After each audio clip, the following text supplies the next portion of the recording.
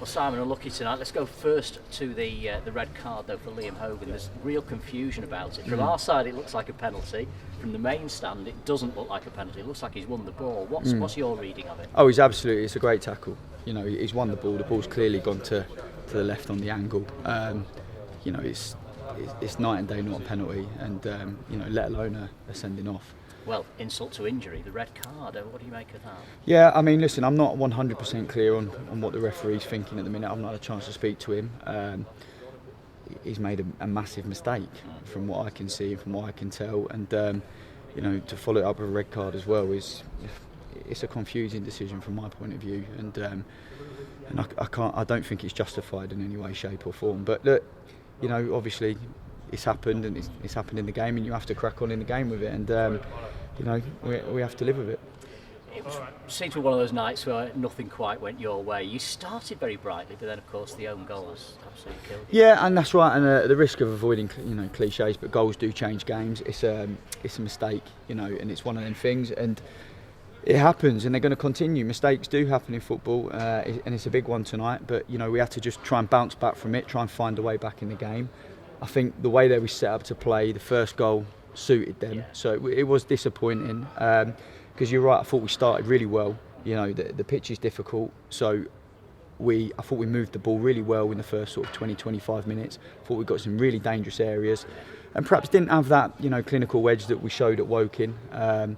But nonetheless, I thought some of the build-up play was good, and probably the going 1-0 down, it made us a little bit nervous with what we were doing, and it suited them to sit in and be aggressive on the break.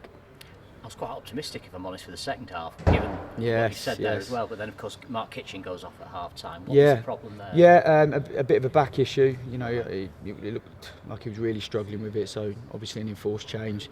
So yeah, it was one of them nights, I think, where, you know, 2 or 3 things just didn't quite go for us. And you know, when we're down to 10 and the way the game is, it was about staying in the game, trying to find a way back in. And you know, the lads kept going. The lads were on the pitch. You know, I thought they kept going.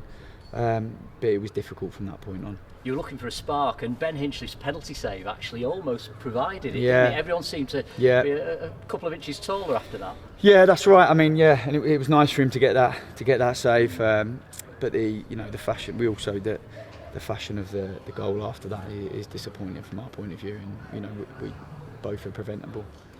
Obviously, you've got the televised game to come now against Yeovil. I think they've won 5 of their last 7. Yeah.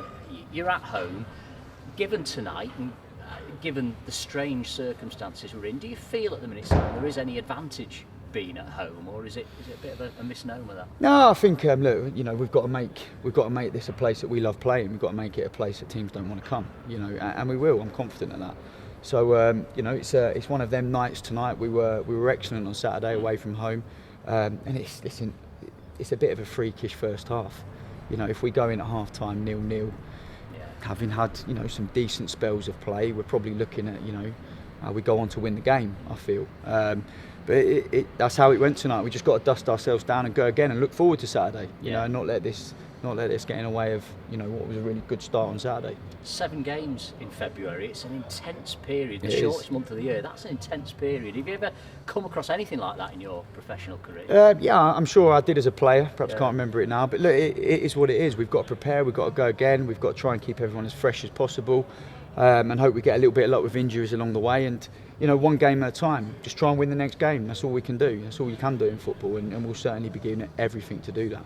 Just finally, you must have some sympathy for your skipper. He's clearly upset. We've just heard him there. He's angry about the decision, and of course he's going to miss one game unless the appeal's successful. Yeah, that's right. I mean, look, he's you know, his leadership is fantastic, and I can see that early. And you know, and the players have been great so far. You know, on the training pitch, the enthusiasm, and we certainly won't let this get in the way and deter us from what we want to do, big picture. So we just have to go again, and hopefully we'll be doing that with Hogs.